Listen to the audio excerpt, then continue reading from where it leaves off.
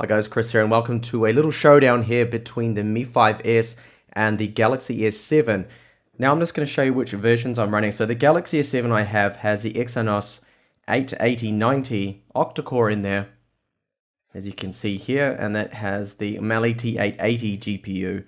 And here I have an Adreno 530 GPU, which is the Qualcomm Snapdragon 821 that is on the Mi5S. It seems that CPUs that loaded up actually a little bit faster on the Galaxy S7 there.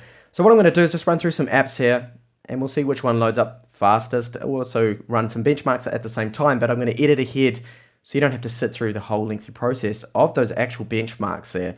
So I'm going to get started now, and what I've done, I have the latest firmware on both of these models, so they're both up to date, so there's no disadvantage there. Both of them are in flight mode with wireless enabled.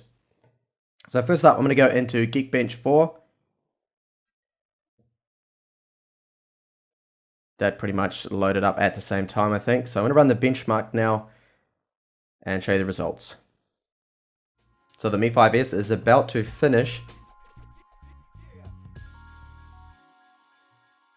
So there we have the score, and the Galaxy S7 still needs a little bit more time there.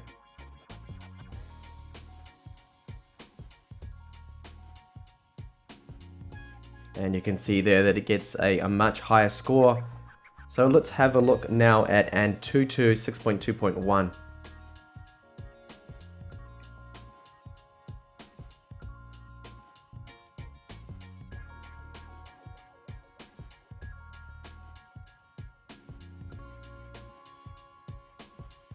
Okay, that loads up first on the Mi5S for some reason. It's taking some time there on the Samsung. There we go.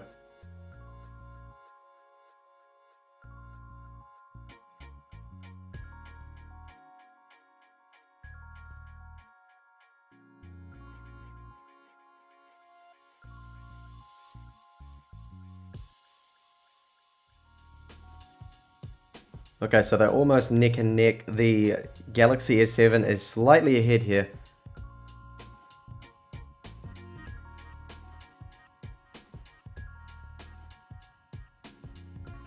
So the Galaxy S7 finished first and gets a slightly higher score there, almost 140,000 versus 126,000, which is actually less than what I got in the first time I ran this test, which was about 140,000. So I guess it all depends. Benchmarks are one thing, so I'm going to test out now real world use, loading various applications as well as a bit of multitasking. So I'm going to load up the cameras at the same time and see which one launches first. It looked to me like that was the S7 there.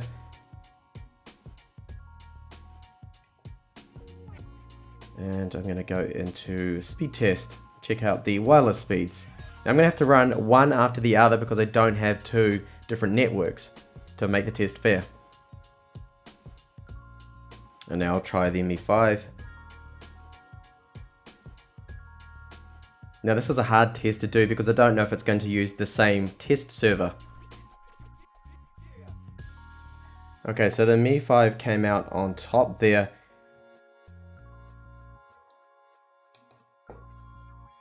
So I'll load up Asphalt 8.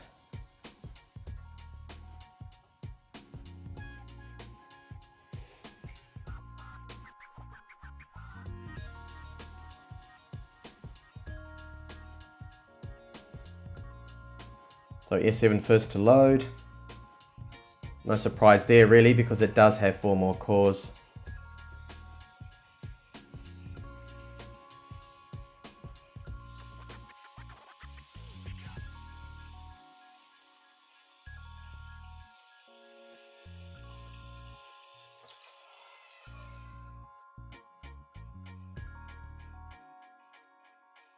So Galaxy S7, very quick to load that.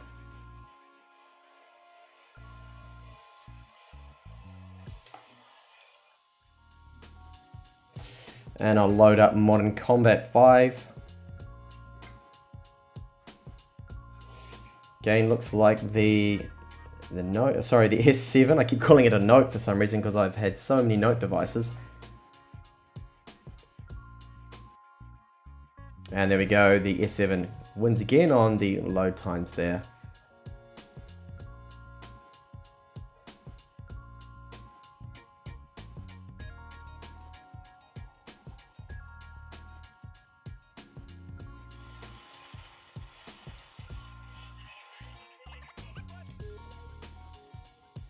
Alright, let's see how they multitask a little bit.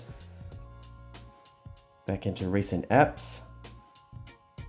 Just go over to Geekbench, load that up. So the Mi5 had to reload the app. They do have quite an aggressive battery saving on there, and it seems like after about 5 minutes it will just kill the apps out in the background. So not really good to see it doing that so quick. We'll go through into speed test or CPU-Z here. Yeah, it seems the MIUI is actually killing the background tasks there on that. Or something more recent then, we'll go over to, wow, where are we? Asphalt. So Asphalt should at least still be running on MIUI. Yes, okay, so it's still running there, which is good. But I think it's about 5 minutes. Now you can adjust and change that, but I'm keeping everything here stock. Alright, so that's going okay.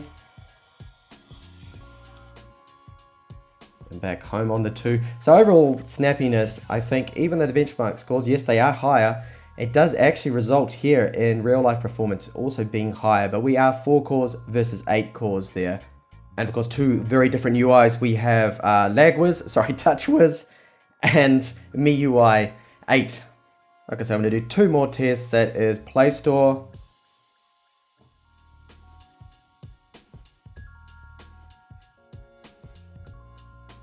You see a bit of stutter there. That's while it's loading in all those icons. Okay, and the last one I wanted to check out was Chrome. I'll just go to a random website. So I just came up with ebay.com. I have not been to these before, so none of this is cached.